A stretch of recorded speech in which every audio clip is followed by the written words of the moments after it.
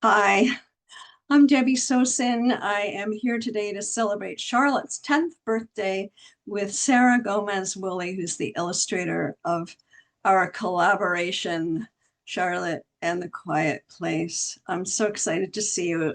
We've only met once, 10 years ago. I am so excited to be here. Thank you so much for thinking to invite me for Charlotte's 10th birthday. I can't believe she's 10. I can't believe she's 10. And Otto, too. Well, what would Otto be in dog years? That's a good question. What is it? Seven? Otto would be, I don't know. Otto would be very old. So Otto is in. Otto lives on. And I put on my background one of my favorite pages from the book that just evokes the whole message of Charlotte being peaceful under her tree and finding her quiet place inside. So we're going to talk today a little bit about how we got together because in picture book land, authors and illustrators don't collaborate directly together because it's the publisher's responsibility to take care of all the art design and the book design and working directly because it would be kind of a mess, I think, if the authors and artists made their own decisions and then presented them. So that's one thing that a lot of people don't know about the picture book world. So, but I did have information that the publisher provided me about your work as we went along, but maybe we can just start with from the beginning. But I wrote the book and I wrote the manuscript in the winter of 2013. And about a year later, Parallax Press in San Francisco bought the rights to the manuscript and decided to publish it. And then they went on a search for an illustrator. Do you want to take it from there? Sure. I don't quite remember how they found me. That's so that part is a little fuzzy. I do recall being asked to submit character designs. And at the time, I had been working for 12 years as a teaching assistant for a not-for-profit in Bushwick, Brooklyn called the Coalition for Hispanic Family Services. And it's now the neighborhood that I live in. I've been living there since 2002. And so my references for Charlotte, as well as the children in Charlotte's classroom, Charlotte's school, Charlotte's lunch tray, uh, the Wow. ice cream truck, the dog park, all of the little park, everything, that all came from my experiences in Bushwick and with those kids. And so Charlotte is directly based on the children that I was working with at the time. Wow. That's and so when you saw the manuscript, did you say, yes, this is something I can imagine because of what you just said, like this whole rich community that you could bring to life through Charlotte's story? Oh, definitely. So the program that I worked for was an after-school program. I mean, it still exists, but it's an after-school program where the arts are used as a method of teaching life skills as well as literacy skills, called Arts and Literacy. That's the name of the program. And I got to see firsthand how yoga was used within an after school structure as early as 2002 to help children be able to find a quiet space in a Uh, neighborhood that was at the time really difficult for them. And so, they would come downstairs and they would do homework and then they would take a yoga class and they mm, make the sounds of the animals together and they would learn vocabulary too. And, was absolutely transformative. Um, mm, these breath exercises as well as yoga stories that they learned. Um, mm. And so, yeah, so, that was very influential for me. Wow, I don't think I knew that ever. That's so exciting.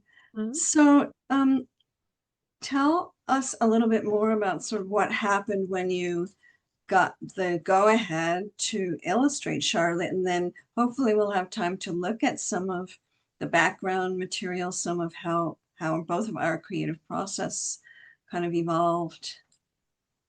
Sure. So I think the first thing was I was asked to submit some pencil sketches of characters designs for Charlotte, and I think you got to see those, which right Yeah. off the bat, I want to say that I didn't know at the time how rare that was.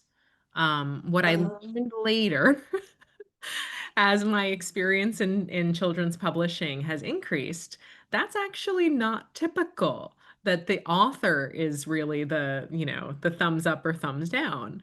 But I learned later that you had quite a much louder voice within the shaping of your own work, which I think is really cool. Like this book actually was a collaboration between the two of us, even if it wasn't a direct collaboration, it was more collaborative than a lot of other projects that I've gotten to work on. And oh, you can actually see it in the quality of the work that came out um, because of that. Um, because yeah. yeah, I think so. So I submitted pencil sketches. Those got approved. There was quite a lot of attention given to the character design. Parallax was very careful to make sure that Charlotte was exactly the right Charlotte.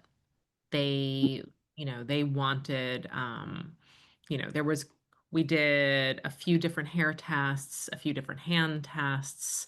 The age they were very careful with as well. Hmm. Auto too. There were a couple different auto tests, if I remember correctly. Oh, this is Yeah, news yeah, too. yeah, yeah. Um, I think Otto's sweater was an immediate. I don't think Oh, I think that was a quick sell. Um, and then from there, I was given your manuscript and was asked to illustrate um, a few different spreads as well as the cover um, that were going to be used for marketing purposes first. mm-hmm. So instead of going through and say illustrating the book sequentially, which is I think how oftentimes a lot of people think of illustration work being done. Hmm. They might think that an illustrator would be like, okay, I now have the manuscript. I'm going to sit down and I'm going to paint the whole thing. It doesn't Hmm. work like that. You get the manuscript, and then your job as an illustrator is more as a generator of ideas than it is to be the executor of those ideas. Mm, My job is to come up with multiple solutions. yeah. So that is what I did. I came up with multiple solutions um, quickly for what I thought would make a very exciting uh, depiction of Charlotte's world. Charlotte, Mm, um, I could empathize with Charlotte feeling overwhelmed mm, by sound and by stimulation. I've lived in New York my entire life. My block can get very noisy. I can get very overwhelmed by noise and by just too much. So yeah. I tried to put myself into that place with her. And so part of what I did was make sure that the camera angles moved a lot so that you got a lot of Mm, perspectives, because I felt like that would help the young reader to empathize along with her as well as make it an exciting read. And so that when you got to the point that Charlotte, loses it, Yeah. You are right there with her, right? Like I wanted, yes, that. You know, in the Right. I yeah. wanted to build that up with, with my reader. So I essentially gave maybe, I want to say maybe 2 or 3 preliminary sketches per page, per double Okay. spread that are like option A, option B type of things. Um, Yeah. I have right? an example of that. I do a slideshow when I teach about picture book writing and when I give talks both for kids and adults to see the sequence. Is that okay if we see if Mm, we can quickly yeah, call of up? course. Of course. Okay.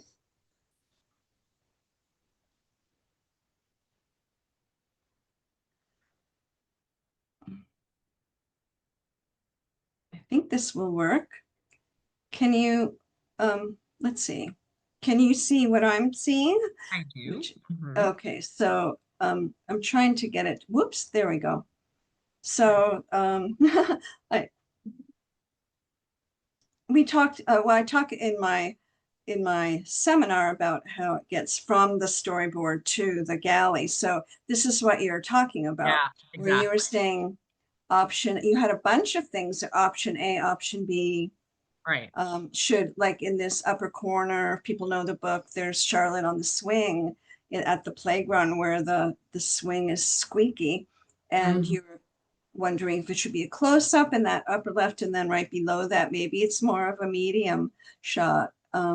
So lots of options with your notes as well. And I, as you said, I was given these I didn't have the final vote, let's just say, but it was really an honor to be able to weigh in.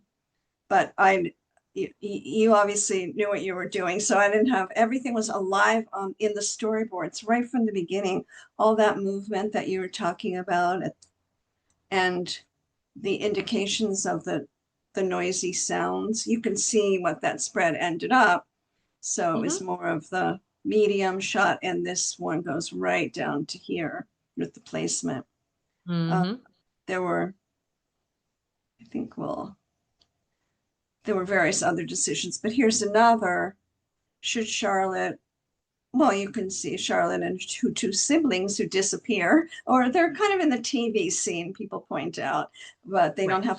they don't reappear anytime later. Charlotte takes Otto for a walk by herself.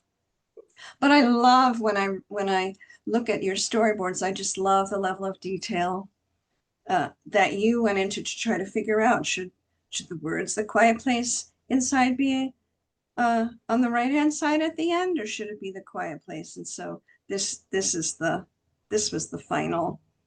Do you want to say anything about this before I show what the decisions were? No, no, go ahead. Go ahead. Okay, so then we have we have the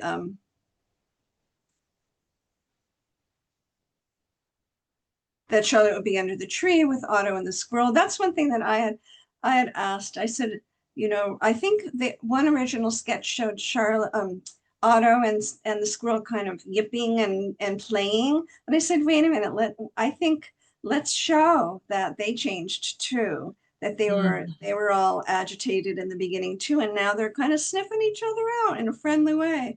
So there's closure on their relationship too. And then it makes so much sense for the quiet place words to be on the left, and then the final image. But you did a bunch of images, right, of the final, with here's Otto with his eyes closed, and then here's Otto, and just the difference between Which Otto's. was a great decision to leave them open. And that was the editor's decision, not mine. Oh, I didn't realize that. So you Yeah. offered options. I think what happened, if I'm remember again, this is a while ago, but I think I turned in the page with the eyes closed. And I think I was requested to make that Oh, edit at the last oh, minute to turn in oh, eyes open. And I was like, okay. And so I did. yeah. And then I was like, huh, I like it better too. Oh, you do.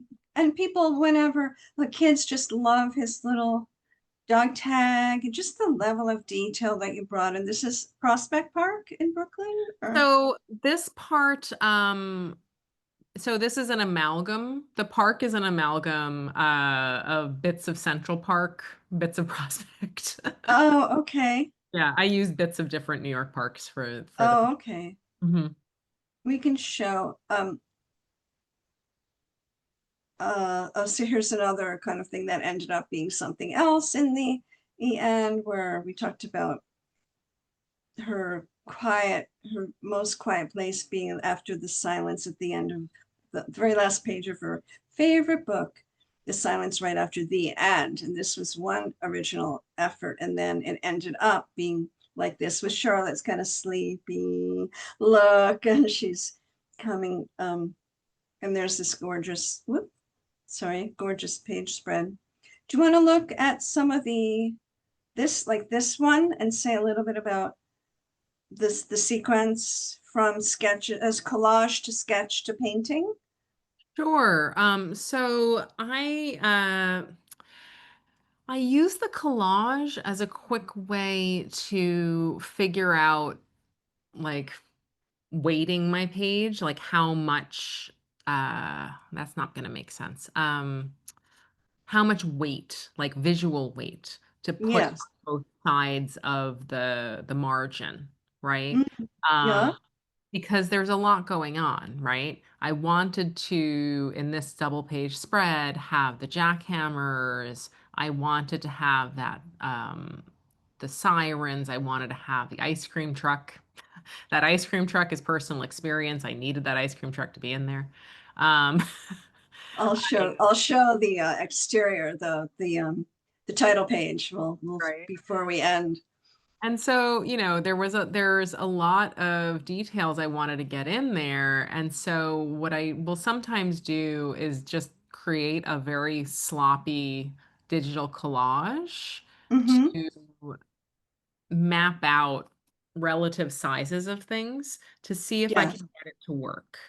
And I'm very purposeful with my sloppiness because it's not something that I use in any way for the final. It's literally Sure.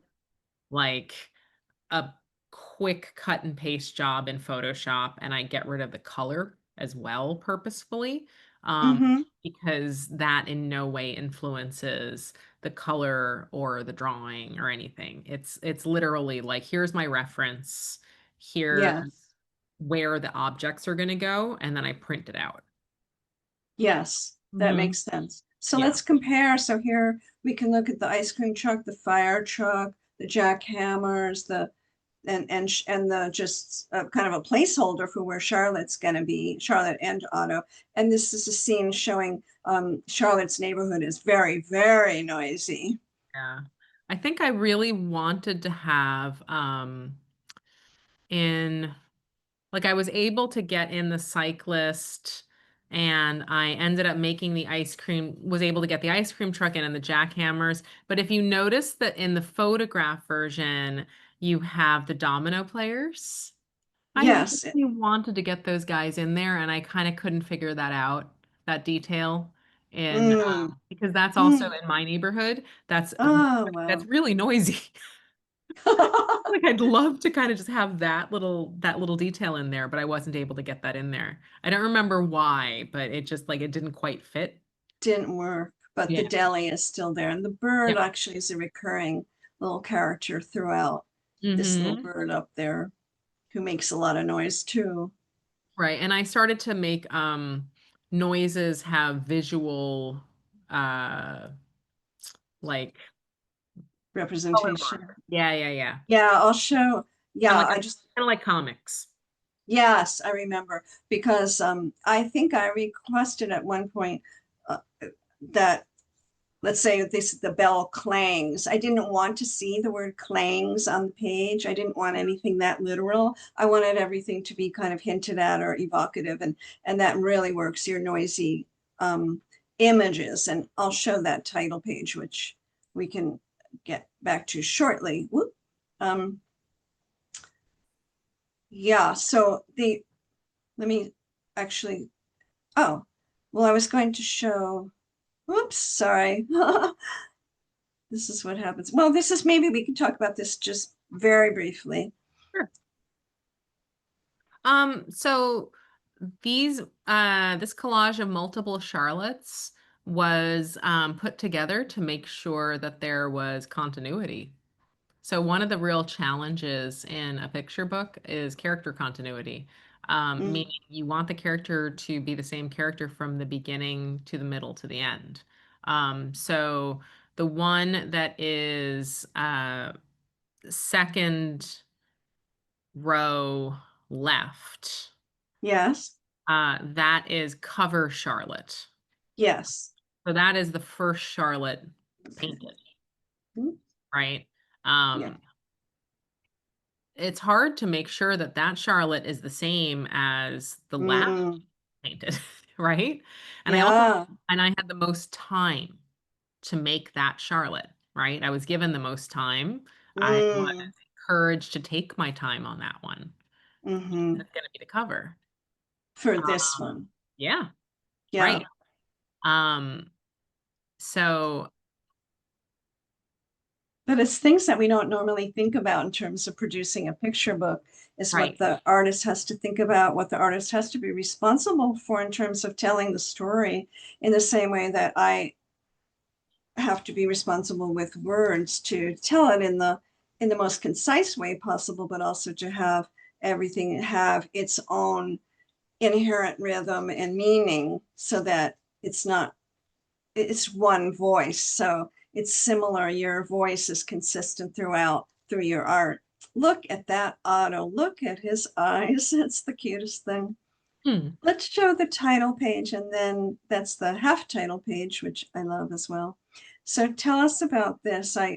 We can see the noisy sound right here, Hmm. and that the spiky images So and yeah, these birdies, the birdies up there. So talk a little bit about this, which no problem. and then I'll get out of stop share and we'll say goodbye. Okay.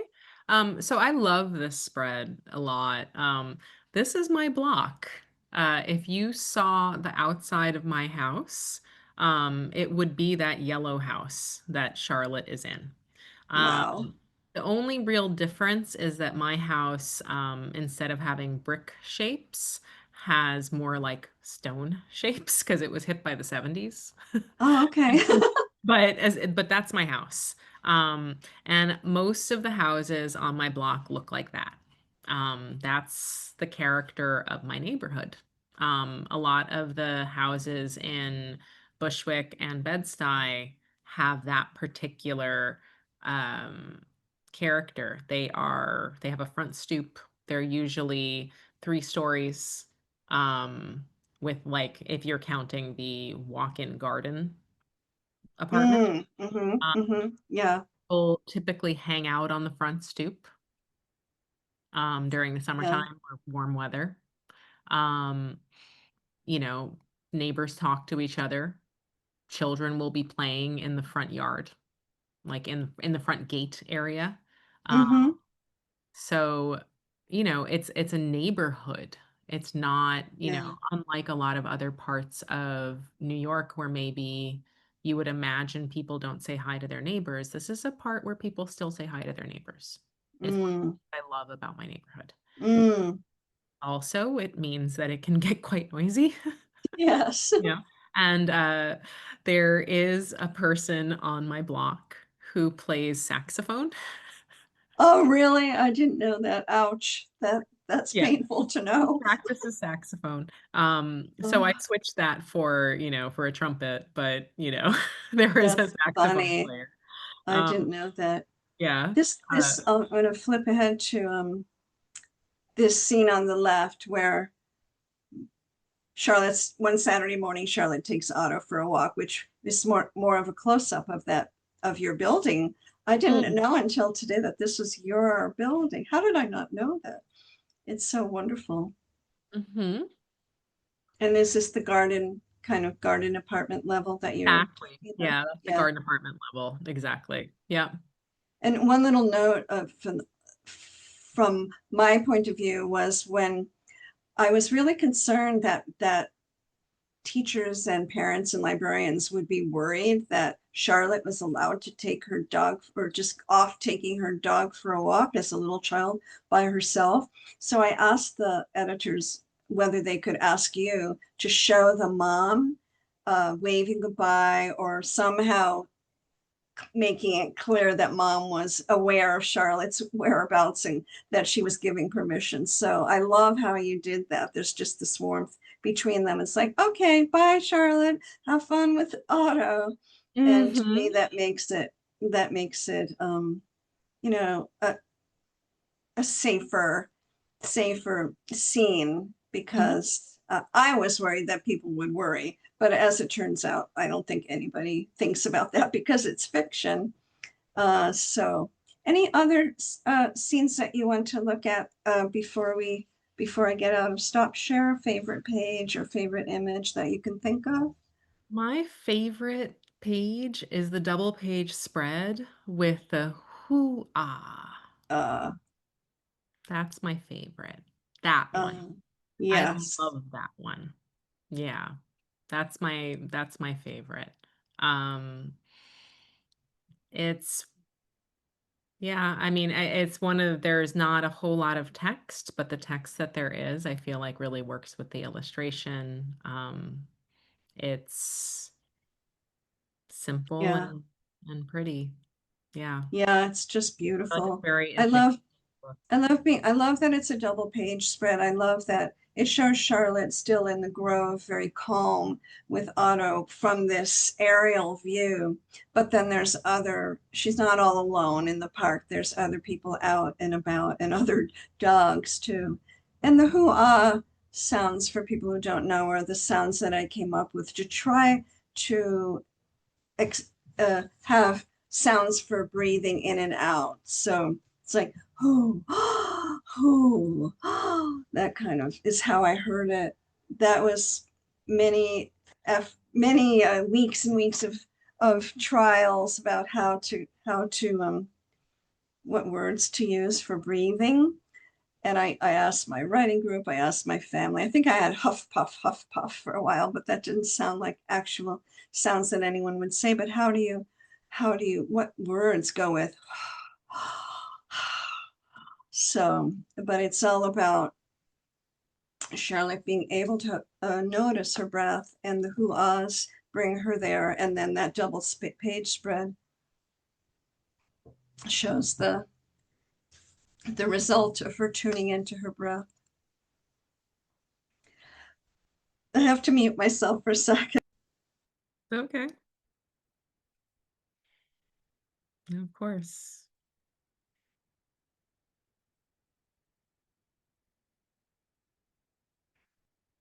So, so I know we have to sign off for today. Any final words? I'm so grateful for your time. I know you're so busy, and it's just so wonderful to celebrate Charlotte together. When we did our book launch at La Casa Azul in New York in October of 2015, we had a similar detailed conversation about process. I feel like we can go on forever. What about this? What about that? And this detail Hmm. and that detail. So for me, it was just an incredible partnership of someone who cares about the details and brought this character that I just made up, who's named after my grandmother, Hmm. actually, who died when I was 8. Um, so especially meaningful to have a character named Charlotte come so alive. Well, I mean, I would say out of, you know, I worked on a lot of projects. This is one the project that I get the this is the one that I get the random emails about. Mm, Then that's what we were talking about before we went on camera. This is the one where I get the random email from the parent saying, "This is my kid's favorite book. This is my kid's bedtime book. This is the one where my child won't go to sleep without it." Um, mhm. and that happens regularly, and it happens still, and it's been Still, 10 years. yeah, I still get these messages on emails, Instagram, Facebook. so there's this like staying power with Charlotte that is kind of amazing. And um, this is the book that I was telling you, the American Embassy ordered in Africa when I went for so I represented the United States in Algiers 2 years in a row as an ambassador to um, the a comics festival, and this is the book that the embassy ordered, and Amazing. people absolutely loved it. Like it has it resonates regardless of where you are in the world. So I'm Wow. very, very happy that I had the chance to be able to work on this book with you. Thank you. Uh, Privilege. Thank you, Sarah. I think it has lived on. I get those kinds of emails as well. I didn't know about the African embassy. That's just astounding. And just it makes, it's very moving. It makes me want to cry. And so it's just something that the way a story can become something much more than just a little story that I wanted to share about a little girl who's overwhelmed with her noisy environment and finds a quiet place inside through mindful breathing, really, is how that was a very simple idea. And here we're in the African embassy in Algiers. That's crazy. Exactly. And I got to meet you and we got to work together. Thank you so much, Sarah. Thank you. It was a pleasure.